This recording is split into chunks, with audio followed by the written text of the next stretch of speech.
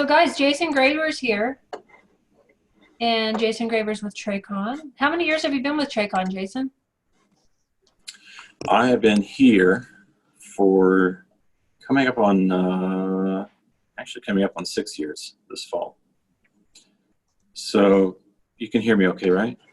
Yeah.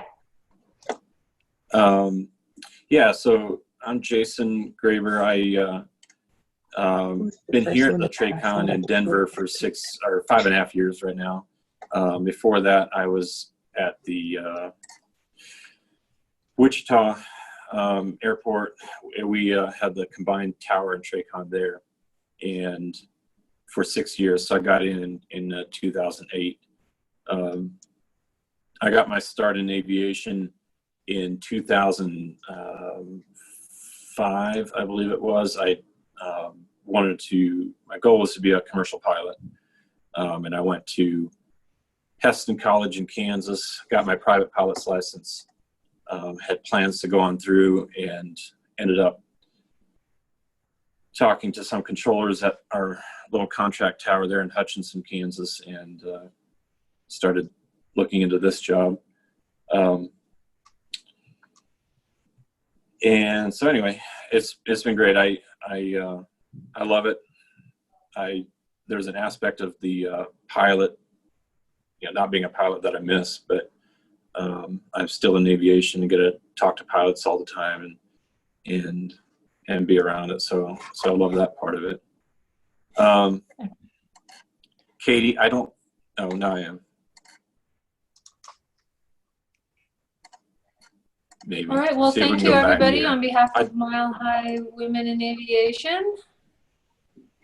My name is Trimby Zabo. Jason Graver. He just introduced himself, and we're going to go through. We're going to do a Q&A at the end of this slideshow. Jason's going to talk to us about any questions we have with COVID-19 happening, and GA aircraft going back up, and airliners coming down, and he just had a bunch of approaches come in this morning, and his departure's going out in a little bit. So in case we get cut short, it's because he's needed back inside the facility. So we're just going to keep our open mind about that. But with that said, thanks again for coming in, everybody. And Jason, go ahead. All right, thanks. So yeah, it's a little bit different. We had a tour planned for you guys, I think on the 19th, but obviously with COVID-19, we've shut down all visitors to the Tracon. And here in a little bit, I'll go through some of the changes that we are going through right now and dealing with due to COVID and how we're handling it. But just to start off, I got a few slides just to show you guys a little bit of a visual. So our airspace here at the Tracon is a 42 nautical mile radius out around the Denver airport, up to flight level 230. We have radar feeds from Grand Junction on the western slope and Pueblo down south that we bring in here that we control as well. Right now, one of the changes due to COVID-19 is we are not controlling Grand Junction. So we gave that back to Denver Center, which they take it at night anyway. But we gave that airspace back to them through the duration of our alternate work schedule here with our reduced staffing. So they have that right now. We still control Pueblo during the day. All the towers in our airspace are operating normally. There was talk of Centennial Tower, I believe, reducing hours. I don't believe that's going to happen as of right now. So on the next slide, there we go, is the kind of a map of our airspace. It's similar to what we're looking at on our screen, but on the left one, you can get if you can see it well enough, you get an idea of where it is in reference to the airports around the area. So it's basically a circle. Up to the north, it's pretty jagged. We butt up against Cheyenne Approach up there, but you can see Fort Collins and Greeley up to the north. The satellites are on the west side of the airport. And then down south, we meet up with Colorado Springs airspace. That's the kind of the straight line on the bottom there. And then on the right side, took away the airport names, but you can see on the bottom part of that map, the final approach courses now displayed for when we're landing north here at Denver. So the 3.5s and the 3.4s are displayed there. We have quick functions. We can bring those maps up and down for depending which way we're landing. So it's just it's like a lot of other maps. If we're if you don't need them, it's a lot of clutter and a lot of lines on the screen. So we'll turn those off when we're not using them, bring them up when we are. One of the things that we always like to talk to GA pilots about, and even the carriers, we take this to, we used to go to Frontier quite a bit, but quit that a while ago, I guess, is the Class B excursions. So what we're talking about here is an aircraft that has entered the Bravo airspace that's landing at Denver International, but before they land, they exit the Bravo at some point. And typically we're talking about exiting the floor of the Bravo on their approach. So the map you see there is our Bravo airspace. The yellow dots are every Class B excursion we had in a year's worth of time.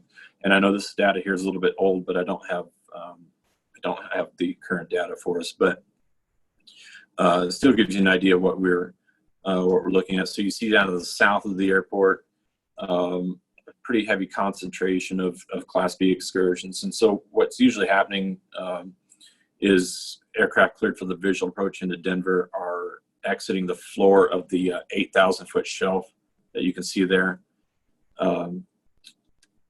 And what we learned when it's kind of become a national spotlight for us, but what we learned was that when we are sending air carriers direct the final approach fixes and clearing for the visual, with the final approach fix altitude being at 7,000, a lot of the pilots were dialing in 7,000 and going direct. So they were descending early to 7,000. The other thing most of us didn't know at the time was that air carrier pilots don't have a good way of displaying the Bravo airspace in the cockpit. So when they have the iPad with the ILS approach pulled up, there's no reference to the Bravo airspace in that ILS approach chart. And then on the flip side, if you go to your JEP chart and you pull up the Bravo airspace page, you can see the Bravo airspace, but you have no reference to any fixes along that ILS approach. So it was difficult to correlate the two. So as a result, a lot of pilots, with the procedures we were using and the lack of a Bravo display, a lot of the pilots were going out the bottom of the Bravo. And what it was causing was a few situations like this one. This is a picture of our video map that we're using on the screen. So all the green lines are the Bravo airspace depiction. The dotted line, or the dashed lines, I guess, running north-south there are the depiction of the final approach courses coming into Denver. So down to the bottom right, there's a tag. You see 101 and then 25. So we deleted the call sign to protect the names of the guilty here on this one, but it's not just one carrier. Everyone's been doing it. So the call sign would normally be displayed above that data right there that you see, but it's an Airbus 321, assigned runway 35 right, and right where he's at there, he was issued the visual approach clearance to 35 right, and sent direct the dashed line right here, which is the final approach fix. So Franz in this case for 35 right, and the data that you're seeing on the tag, the 101, he's at 10,100 feet. 250 knots across the ground. So from there, being cleared for the visual, the next picture, the aircraft's right here. He's already at 7,500 feet. he's still 250 knots. So he's already 500 feet below the floor, the 8,000-foot floor of the Bravo. Still heading towards Franz. And we have a VFR target here, squawking 1200, that departed runway 8 at front range, heading out over here down to Centennial. That's his track there. So right now he's at 6,700. He's below the 7,000-foot shelf there of the Bravo. He's doing 120 knots across the ground. So he's perfectly legal where he's at. And you can tell that he's planning just to cut that little corner right over there, right outside the Bravo, and head over to Centennial. So the red CA that you see above each target, this is our automated conflict alert going off. Traffic was issued to the Airbus on the VFR target. I believe the Airbus saw him at some point, but this is the situation we're trying to avoid. The Airbus actually, if you can see the tags there, the Airbus is at 7,000. The VFR target is at 7,200 now. So the Airbus actually just went underneath the VFR target at 200 feet below him. So if you factor in mode C air, they may not have had even that much separation. So two things here. We've been, as much as we can, we've been trying to make the air carriers aware of what's happening. We've also been trying to, we are becoming more aware of it. Some of the controllers will tend to use the next fix out now, which is at 9,000 feet here. So if you send them direct there at 9,000, the pilots will be well inside the Bravo and then descend on the profile on in, which will keep them in the Bravo. And then the other thing we're trying to do is educate the GA community that while being right here outside the, or right underneath the Bravo airspace at 7,900 is legal, it may not always be a great idea. A lot of cases we suggest a 500-foot, give yourself at least 500 feet below the Bravo to give a little bit of room, because even without leaving the Bravo, we will use the floor of the Bravo. So there are limited tags here, but you see a little bit of a tag here. There's another one here. Those are aircraft on the downwind. They pass the airport at 11,000 feet. We descend them to 8,000 on that downwind and turn a base at 8,000, which is the floor of the Bravo. So it's not uncommon to have a lot of aircraft right at the floor of the Bravo. So one of the things to keep in mind, this is the biggest hotspot south of the field to the southeast for a couple reasons. Out to the north, when we're landing to the south, we have better step down altitudes on the Bravo airspace, and then also we have less traffic up there as well, so it tends to be less of a problem up there.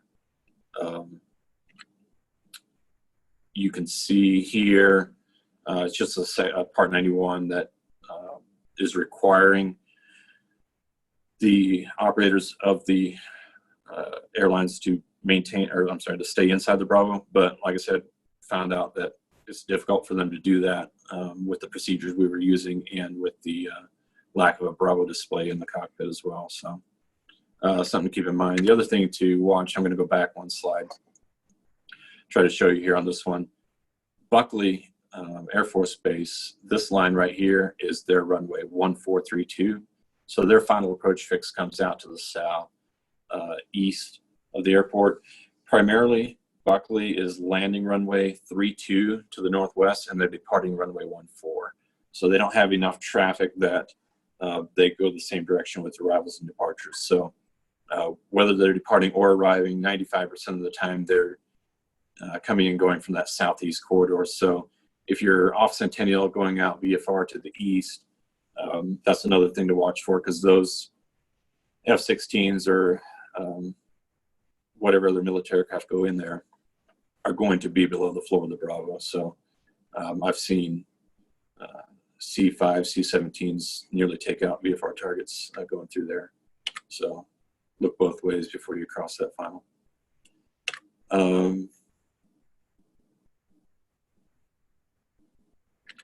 try to move on. This slide here shows all the 1,200 tracks for a single day in the Denver area. And so this is not does not even include all the VFR targets that we were providing flight following to, and that were on a discrete code. So this is just 1,200 codes. If you guys have ever flown up and down the west side of Denver International on that Front Range side, you've probably gotten plenty of VFR traffic calls. So what you're looking at here is right in the middle is Denver International. There's a Bravo depiction in yellow, which is really hard to see because of all the lines, but that west side, especially right over here is Rocky Mountain Metro, on up to Fort Collins. That area right in there is heavily used. So there's a lot of targets out in there. And I know we get the question sometimes about going from Centennial up to Fort Collins, about getting in the Bravo. There's not one answer I can give you that you're going to get the whole time. Some controllers are going to give it to you, some controllers aren't. And it's going to depend a little bit which way we're landing and departing here at Denver as well. But I'm on the opinion that if I can get you in the Bravo, that's fewer traffic calls I'm going to have to make for you going up and down that corridor, because you're going to be out of the face of some of those VFR targets up there. So I'm sure you guys know, flying on that side, how busy it can be and how much congestion there can be over there. This is a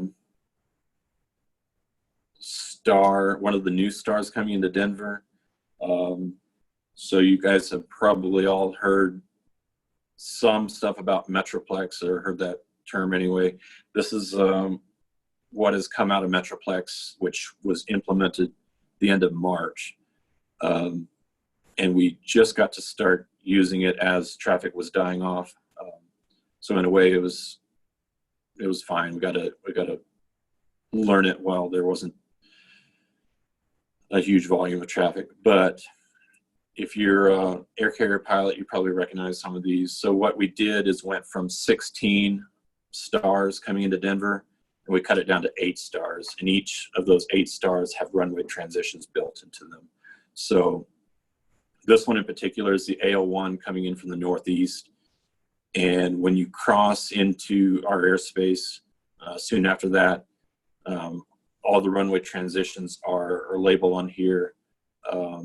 So for the most part, this here is going to come down from the northeast. This is the east downwind at Denver here. So DIA is right in the middle here. And then I'm sorry, that's DIA right there. And then the west downwind, it has a transition built over to cross over the west side. One of the things we've learned and the procedures that has changed from this is center has to assign a runway transition to the air carriers before they switch them to us. So they get to descend via with a runway transition. What has happened though is it sounds to most pilots like that's their runway assignment as well. And, you know, kind of naturally, you kind of expect if you're getting the 3-5 right transition, you're going to be assigned runway 3-5 right.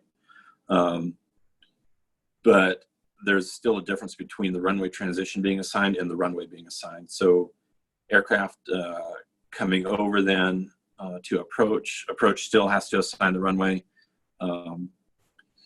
So that'll change sometimes. And I know a lot of pilots have felt like their runway is being changed when technically it's not being changed, the transition's being changed. So the phraseology that the pilot should get is change your transition to runway 3-4 right, expect a visual approach, which is going to cross over then. So the center is assigning the transition based on the configuration we're in, and it has a lot to do with where all the volume is coming from for a particular arrival rush. So it'll change, but they are, when we're in a set configuration for a arrival push, everyone on this AL is going to be getting the same runway transition. Now, when they get to approach, we may have to break some of the arrivals on that star, break them off and take them over to the other side to balance the runways. So that runway assignment and that runway balancing still happens at approach. And so that's why it results in transition changes for the pilots. Going out, we'll go to the next one. This is a SID climbing out of Denver. One of the things that changed, it's actually one of the nice things I built into this, was when you depart runways 3, 4 left or right here, the SIDs going north all go out runway heading to their first fix and then on the transition. What was happening before is 3 of the 4 SIDs going north actually made a right turn off of the runways to the first fix before they diverged going north. And they had tried for a while departing east gate departures off of runway 34 right in here and turning them out to the east, and then having the 34 left departures going north, just having the pilot fly runway heading until they got them diverged, and then giving them RNAV.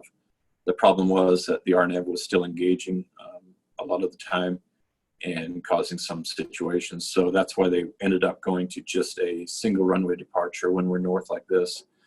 So this has gone back to allowing them to go back to departing 2 runways if they want to fix some of that issue. Trying to think what else to say on that one.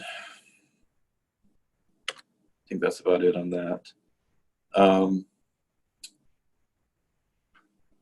Back to our COVID-19 changes and what's been happening here at the Tracon. This is a graph indicating where our traffic levels were last year at this time and where our traffic levels are this year. So the green line being last year's traffic, the yellow being this year's traffic on these dates. So you can see right now we're dealing with average volume very similar to what we dealt with on a major snow event last year about this time, or early March there. We're down, I believe as a Tracon, we're down about 60, is it 57%? I think it said, so down almost 60%. And as Tower here at Denver International, the airport itself is down 63%. So we're quite a bit less than what we normally would have this time of the year, as you can imagine. They have closed runway 826 here at Denver and parked aircraft on it. So that's taking one of the runways away from us. They did it, with the anticipation that we're not going to need it for volume. One of the things, though, that the airlines have done is they've rebanked into a kind of a primary bank and brought everything into one instead of spread out. So at about 9:30 in the morning, we've been having a big arrival rush, usually about a full 3 runway demand. And then about an hour and a half, 2 hours later, we're dealing with a heavy departure rush. So they're really busy. They feel like traffic used to feel like, but it's only then one. We deal with it on our morning shift. We deal with it one time, one arrival push, one departure push. Other than that, it's pretty dead. We've gone to a reduced work schedule. So we've taken all the controllers here. We've split into 3 teams, and this is what most of the facilities across the country have done, either going to 2 or 3 teams.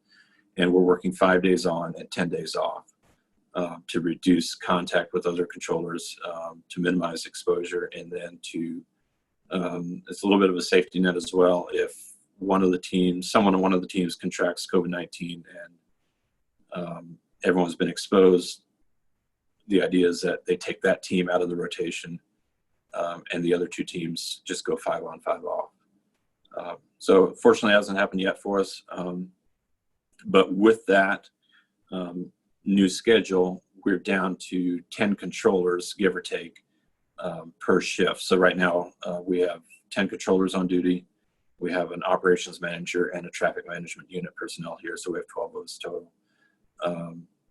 So these arrival pushes that we've had takes pretty much everyone we have here to operate that.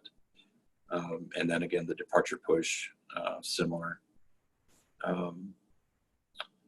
So that's the biggest change, our schedule-wise, that we've gone through. So our team right now, we're on our Friday. This is our last day here, and then we are out for 10 days. And this is going on indefinitely and kind of until some of these social distancing standards, I guess, are relaxed and they feel like it's safe enough for us to work a normal schedule and put everyone together in the same building. So that's our changes.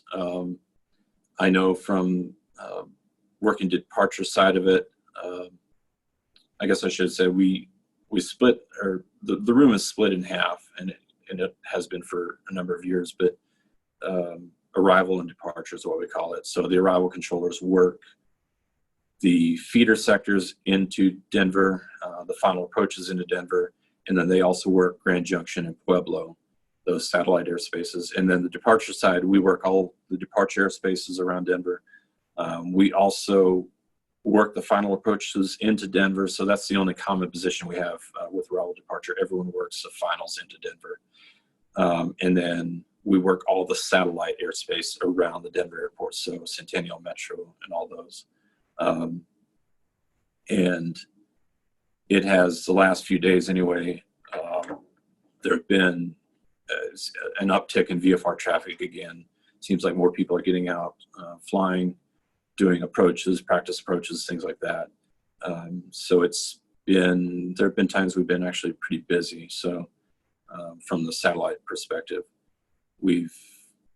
don't have the available bodies to split off every position if we need it. And we haven't really needed it. The biggest downside is when we're working those positions combined, you have a lot of VFR traffic calling up on different frequencies. So you're using multiple frequencies with one controller.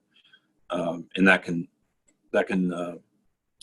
increase workload just due to frequency congestion on different frequencies and people stepping over each other. But it's not the pilot's fault. It's just one of those things that happens. So that is, and Katie, you can take the screen back. I think I'm done with that, but I'm going to give it trimming. I'm going to let you open it up. Okay. I guess questions or something else I missed that we can leave the screen off if we want to, in case we have questions, and Katie Ray can flip back to what the question pertains to.